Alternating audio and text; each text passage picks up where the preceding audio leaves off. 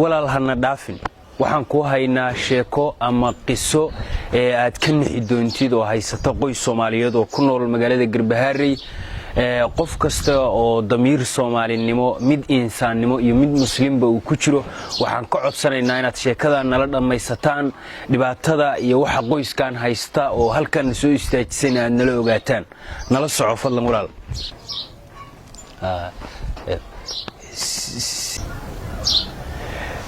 waa tahay daawadayaal waxaan la joognaa qoyskii aan inii sheegaynay oo dhibaatadu ay haysatay waxaan u imid aabbahan Soomaaliyeed oo ku dhibaataysan magaalada Garbaharey dhibaatadana mid qoyskiisu ay la qabaan marka laga tago waxaad arkaysaan oo mataqaanaa burooyinka jirkiisa oo dhan oo idil ka soo baxay sidoo kale waxa dhibaatadaas la qaba hooyadan oo ayaduna burooyinku ay meel walba kaga yaalaan oo sida arkayaan wajigeeda iyo mataqaanaa gacmaheeda baad aragtaan sidoo kale wiilka yarka waa aragtaan carabka soo dhacay waa arin dareen aad u naxdin badan sidoo kale hooyo hadda naga maqan oo waxa jirta maartay guriga uga soo tagnood kaamirada ku arki doontaan oo islaanta wadaadkan ayaduna waa dhagool sidoo kale waxay ku darsatay indhalaan dhibaatada mataqaanaa reerkan sii haysata marka laga yimaado cudurkan haleelay oo haysta daruufo nololeed ba u weheliya daruufahaasi waxay ku nool yihiin meel ka baxsan magaalada oo kaam guryaha aragtaan oo cooshadaha bay ku nool yihiin oo seexdaan ma haystaan waxay cunaan waxay cabaan korontadu ma gaarto noloshooduna aabbahan inta badan ma seexdo oo meel walba buraa kaga yaal haddii aad adigu dhabarka u seexatid dhinac u seexatid dhan walba u socon kadib ma socon karo ma seexan karo mana shaqaysan karo wax kayda uu haystana ma jiro maraan waraystay wuxuu ii sheegay in xataa qoyskiisa faamiliyan oo kora oo ka codsaday neef uu quraansaar ku tago quraansaar hal neef oo ku tago oo qasho oo quraanka Ilaahay isku saaro iska daa inay isbitaal iyo dawo ay ka caawiyaan waay marka walaal adiga dad ugu sukeeya adiga muslimna adiga naxariis uu ka doonaya soo dhawow waxaan doonayaa inaad shacabka Soomaaliyeed sidaad igu warantay aad ugu warantid dadku muxsiniin weeye wax waa bixiyaan way ka naxayaan aabba Soomaaliyeed baa tahay jirkaaga meel walba waxa uga yaal maartay buro aad u xoogan dhibaatada ay kugu hayso iyo waxyaabahaas oo dhan u sharax dadka بسم الله الرحمن الرحيم ولا ليال ومهتنتين ولا لي ومهتنين وادي أركتان أنت بروين إغتالو تركيغو دم بروين بادقي ولا سعون لهي أبينك ولا جيسان لهي ولا ليال وحان ربا إن تسدق دق أدوح يوقبتان ومهتنتين بقول كيو بقول ولا لهي إنتان إيسو قرمتين أدبي أمهتنين أنك قبيل كم فمل كن أنا كذا شيء ناف أري هون اسكو صار القرآن بان أخرى تدي واللي يسودي أنك إسبتال وحن كنت إسكداي ويسودي ما شاء الله ولا لي شيء ما أنت قفك عاوية الله قلنا حريستو خير الله سي ولا ليال وحن إنك عدسن هيا إن سيدة ونقول لأوضو أركتان أدوح إيوه قبطانا إنك عدسن وحن قبطسن كرو أما ماشي الأسر دقيقة أسر الله وما سعن كرو فبسع ماشي أسر جري هبين كمان تجي كولا ليال أي ما هيستا جروجا كورو وح عنتيني جروجا وحن كان ذاتك مسلمين تا إيوه حكينا أو إيسو صوت قاضو وحير إيكين قبل أنا دلي شو ما قبل أنا دلي نبران يوحنا واسيل أديكو كلا واسيل أنا كلا ويلا بعيدا بيقصي بدرن تير كذا عيدا بيقصي بدرن صح كولا ليال ساسوية أرنتا ويل كنا ويل كنا عربك يا بستيس وهي أسوير بعربك وسيلان النوضي حد إلى أبا يقانوها حيستو إدي ولا ليها شيء maamada waxay ugu tiri waa dhagool waan indhool maamada waa dhagool waa dagaal adahay ina farta waxa lagu faqdo waxaas ii kala adaada moogi ku maqlin ma hayso waana indhool indhahi la adahay waa in habeenkii markii la gaaro dab ma shidan karto waa in anigaas u shido jinkaas joogo adiga jikada u galay ana jikada u galay habeenkii markii qorraxda u dhacdo hay gabadhan adaa dhalay reer kale leedahay gabadhan ana dhalay reer kale leedahay sax waka walaalayaal saas way arinta marka habeenkii oo kale ma seexan ka dhaa maadaama dhabarka way iga yaalaan midda kilyaha iga taalo midda kilida iga taalo midda feeraha iga habeenka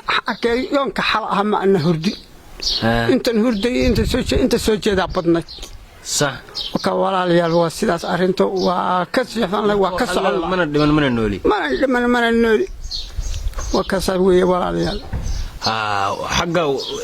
nin waxaysto de ma taqaana gurigan marka meeshan daashka yaa inay dhisay daashka muslimiin baa noo dhistay walaalayaal muslimiin aan noo dhistay oo noo soo dhaba aruursay oo noo soo wax keentay qolada raar ka soo qad bay ahayd وكا walaalayaashana saas nagu wax aruuriyeen digaaga u yar digaag anke ma qabo waxaan ku shaqeysto waxaan ku neef gurigaaga ma joogo hal neef gurigaaga ma joogo digaag baa u yar digaagna ma joogo صح وكا yo saas weey walaalayaal marka caruurtaadu waa imisa caruurtaydu waa badan yihiin waa 7 toddobada cudurka waa hadda ma kuwee qaba intee qaba gabadhaan ma ogi inta kale way iska roon yihiin hadda adigu kuma soo bixin ma wali kuma soo bixin laakiin waa rajayna in hadee iska soo baxda amarka ilaahay baa iska jire maxay waxaan ka kaceen baa isleedahay waxaan amar ilaahay ma aqaan walaalo waxay ka kaceen caaro mar aan caarooday in ka soo kaceen baan u marayn u kaadi marka burooyinkan wali dhakhtar ma tagto wali dhakhtar waan tagay dhakhtar hadii tagayna bisha tobnaad imaad buu yiri bisha tobnaad imaaday lahaana doqdo waayeel oo aan dhashay oo lo ka jaban baanu imaaday lugtii markii jabtay gadaal waa u noqon waa ade qof waalid oo jabay waa taqaana si asiya وكا ayadaasan la kufkacay ayadaasan baanin hayay dib ugu ma noqon صح maxaad u aadi weeday qarash baa weeday walaal qarash baan u waayay hantina aan lahayna madhabaada yiri meel ma gaaro صح وكا hantina waan hanti aan meel ku marano waan hanti aan isbitaal aan ku tagana waayay waxaan isku daaweeyona waayay dadka aqribada hadaan u tagana war wax iga naga tagbay ilayhiin صح inay wax qaadayaan bay u qabaan ina wax aan ka salaanta tan iga qaadi ma hayaan صح وكا yosaas buuyi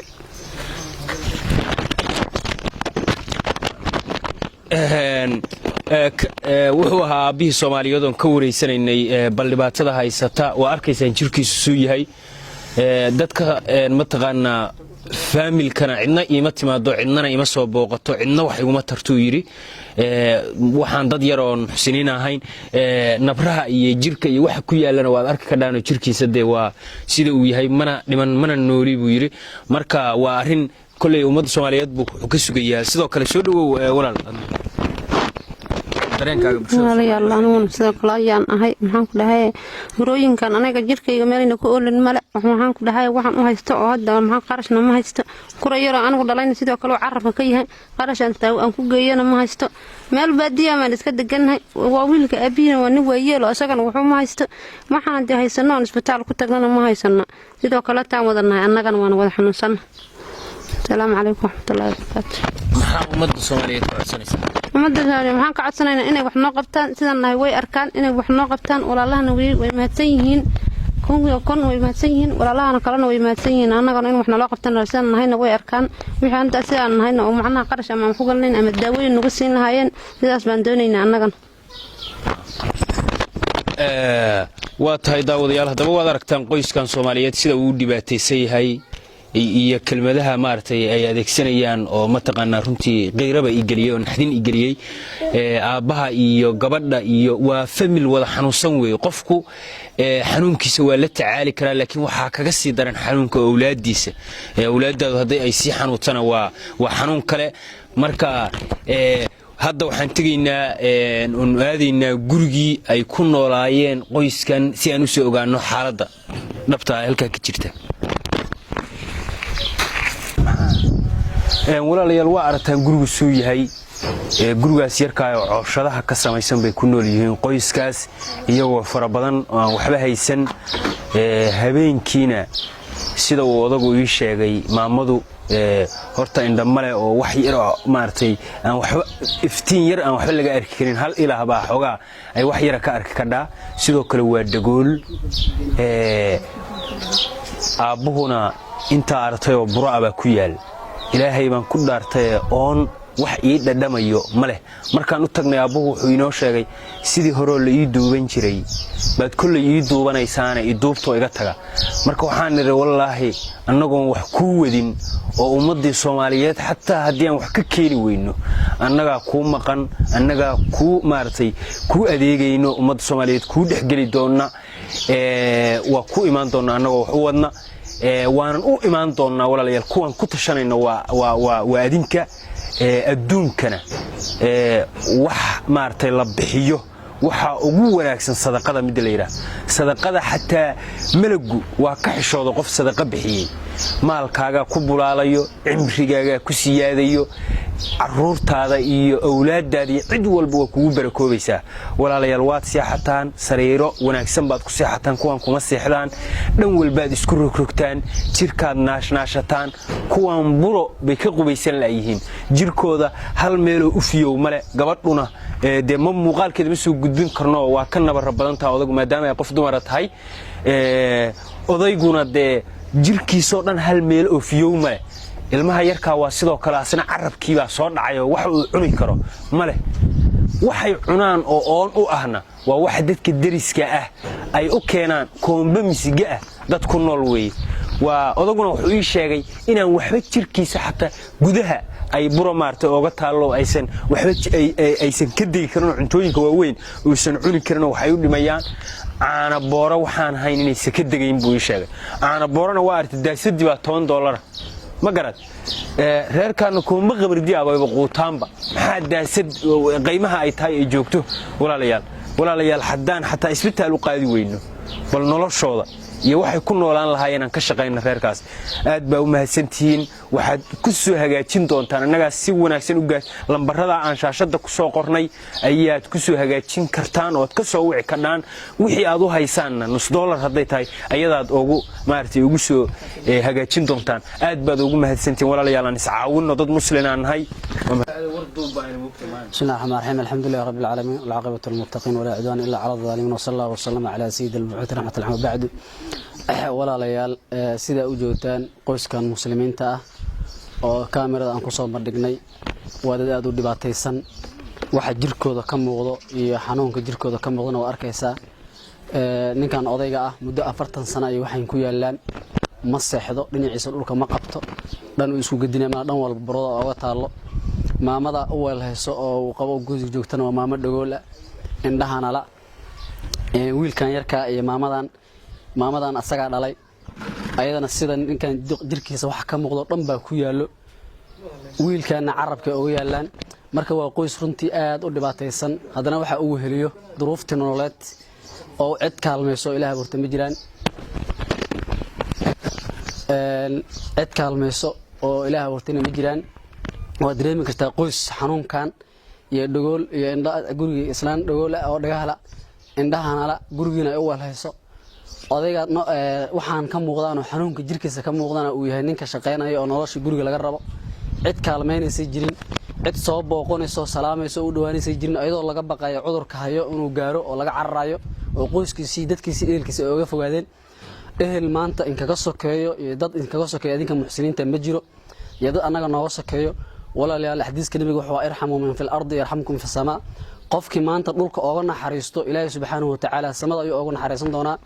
qofkii nabiga kaleey salaam wuxuu yiri qofkii kurba feedo oo kurbo kamida kurbooyinka adduunka qofkii feedo ilaahay subhanahu wa ta'ala wuxuu ka feedo doonaa dhibaato ama kurbooyin kamida kurbooyinka maalinka qiyaamaha haysto kurbada qiyaamo iyo midda adduunna walaalayaal waxa daran midda qiyaamo wada xogtiin xoolihiina waxaad ku leedihiin waxa baxsataan daawu mardaakum bisadaqa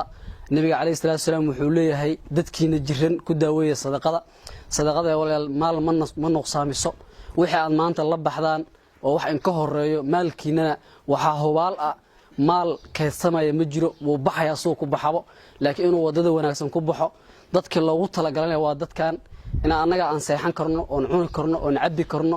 oo nolosheenada ay heerka sare tahay dad walaalaheena oo dadka noocan u dhibaataysanana ay nagu dhaxnool yihiin oo ay seexan karin oo aysan cuni cabbi karin oo dhibaatadii nololeedna ay saameysay waad arkaysaan marka walaalayaal waxaan ka codsanaynaa in dadkan walaalayaasha soo kaalmeysaan dhakhtar iyo isbitaal u dirtaan haddana waxaan u haynaa lacag $200 ah oo dad walaalaheena ay noo soo direen lacag galaas aanaa wax ku cabo raashin wax ku cuno inta baanaysan markaan sii wareysanay kadibna ama aan xog ka qaadanayna waxaan ogaanay in dhammaan wadaadka jirkiisa ay ku yaalaan burooyin dhan kasto kamid ah oo maxaa la jiray gedin karin dhinaciisa u gedin karin wuxuu inoo sheegay markaan sii wareysanay waliba khaasatan aad u sii wareysanay wuxuu inoo sheegay xitaa in ay dhiig kala qaybsato dhanka maxaa la jiray shaqa xitaa uu qaban karin markii waxa weey jirkiisu xanuunayo tan kale waxaan kaloon ka ogaanay oo inoo sheegay in nabaradan muddo in ka badan 30 sano ee jirkiisa ku yaalaan uusan haysan wax maxaa la jiray garab istaago oo walaala ama maxaa la jiray dhashay ama eelaan noqdo ama maxaa la jiray qaraabadiisa ah marka anagoo dhalinyaro ah maanta waxaan u muujinaynaa maxaa la jiray bulshada Soomaaliyeed walaalaha muxsiniinta ah inay garab istaagaan wadaadka iyo gabadhiisa ayna maxaa la jiray wixii karaankooda ay wax ka siiyaan ama ay ham